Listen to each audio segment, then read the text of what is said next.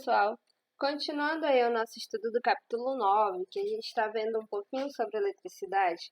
Na aula passada a gente viu como que ela funciona e eu mostrei essa figura para vocês, que representa um átomo, tá? Que é uma das menores unidades que a gente tem para construir as coisas que a gente vê à nossa volta. E aí, para relembrar o átomo, eu vou estar aqui lembrando para vocês quais são as partes principais que a gente encontra dentro de um átomo. Em um átomo, a gente encontra o núcleo e encontra a eletrosfera. Essas bolinhas que vocês estão vendo aí bem no centro, em cores vermelha e um azul bem claro, é o que a gente chama de núcleo. No núcleo, a gente encontra partículas positivas, que são os prótons, e encontramos também partículas sem carga nenhuma, que são os nêutrons. Ao redor, nós temos a eletrosfera, e na eletrosfera nós encontramos os elétrons que têm uma carga negativa, ou seja, enquanto os prótons são eletrizados de forma positiva, os elétrons são carregados de formas negativas. E continuando a nossa aula de hoje, a gente vai entender um pouquinho sobre os acidentes elétricos. Por que é muito importante que a gente tenha o máximo de cuidado possível? E por que é importante que a gente tenha o máximo de cuidado possível? Para vocês terem uma ideia, tem uma notícia que mostra que no ano passado, por exemplo, os choques tiveram uma causa muito maior de morte do que os incêndios em 2019.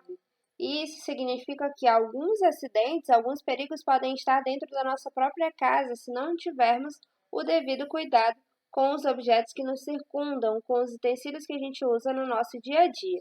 E hoje a gente vai entender quais são esses cuidados básicos que nós podemos tomar, tá bem? Inicialmente, eu vou mostrar para vocês alguns dos erros mais cometidos pelas pessoas usualmente, diariamente, e que acaba cometendo muitas vezes em alguns desses acidentes. E lembrando desde já que, dependendo da gravidade desses acidentes, eles podem ser fatais, tá? Como foi dito aí para vocês na notícia.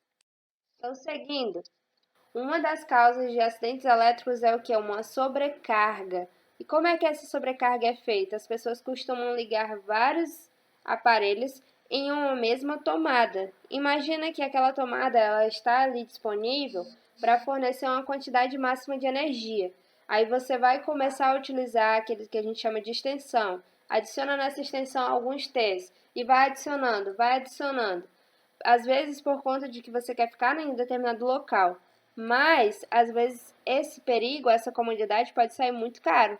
Porque imagina que, se aquela tomada era para suportar até um certo nível, ou fornecer até uma certa quantidade de energia, e ela acaba sendo pedida a mais, em algum momento ela vai reagir, vai ter então alguma consequência. Então, evitem ao máximo fazer essa sobrecarga em tomadas, tá?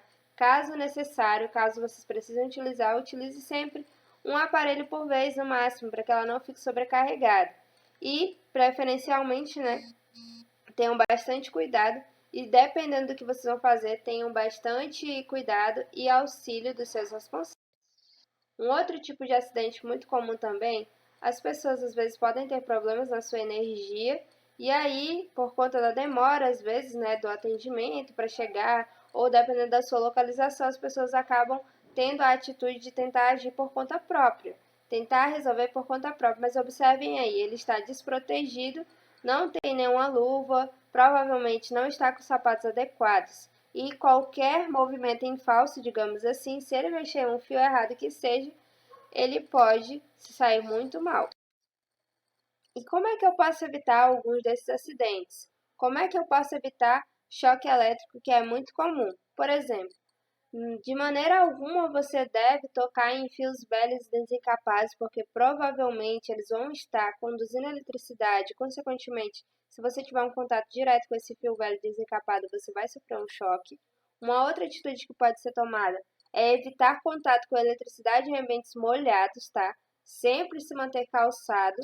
Colocar protetores nas tomadas de energia, principalmente para quem tem um irmãozinho, para quem tem criança bastante pequena em casa, porque às vezes elas não entendem, o perigo que é.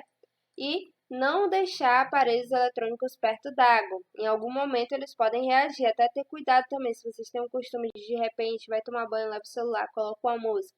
Bastante cuidado onde vocês vão colocar, tá? Porque perto da água pode ser um grave perigo.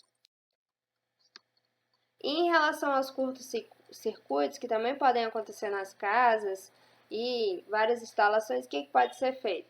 Primeiro, é recomendado que sempre, assim como a gente faz a manutenção da nossa saúde, a gente também tem que fazer uma manutenção do local onde a gente vive. Então, fazer uma manutenção periódica nas instalações elétricas da nossa propriedade, né?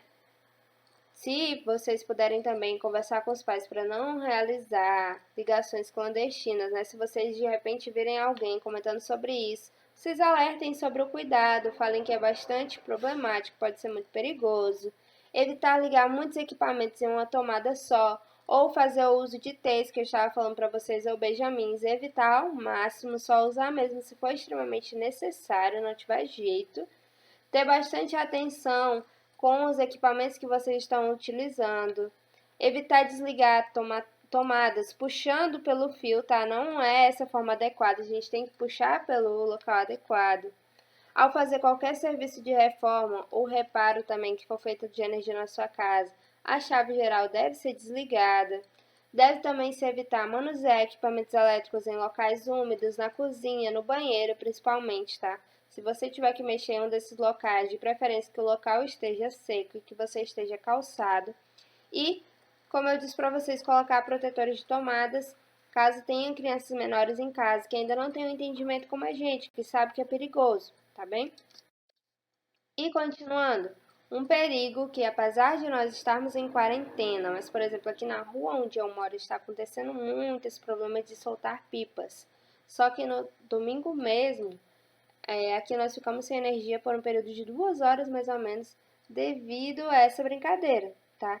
Por quê? Porque geralmente as pessoas quando vão brincar de pipa, elas não costumam soltar com linha de costura, digamos assim, elas vão utilizar com fio de cobre ou cerol, que é extremamente perigoso, porque além de causar impactos na energia, pode também causar dano nas pessoas que estão passando na rua.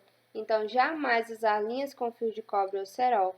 Tá? As linhas de algodão são as mais seguras. Evitar soltar perto de fios ou antenas para evitar um choque elétrico da sua parte ou para evitar com que as pessoas perto de você fiquem sem energia também. Em dias chuvosos ou em caso de relâmpagos, não é aconselhável soltar pipas, primeiro que você não vai nem conseguir, né? Não tentar retirar pipas que estiverem presas em fios de transmissões, porque você não sabe se você, dependendo da forma como você vai tentar retirar, você pode acabar tomando um choque também, você não sabe a intensidade desse choque. Evitar soltar pipas em lajes, telhados ou em lugares sem proteção, tá? Procurar sempre um local aberto. Olhar bem onde você está pisando, quando andar para trás, para não cair. E de preferência, se possível, né, usar luvas para não machucar as mãos. Então são medidas que a gente pode achar banais, pode achar que são bestas, mas que com pequenos cuidados a gente pode evitar grandes acidentes. Então é isso, pessoal, e até a próxima aula. E não se esqueçam, todo cuidado com a eletricidade é pouco. Em anexo vocês terão algumas atividades para fazer, tá bem no nosso roteiro. Qualquer dúvida é só vocês me procurarem. Até a próxima aula.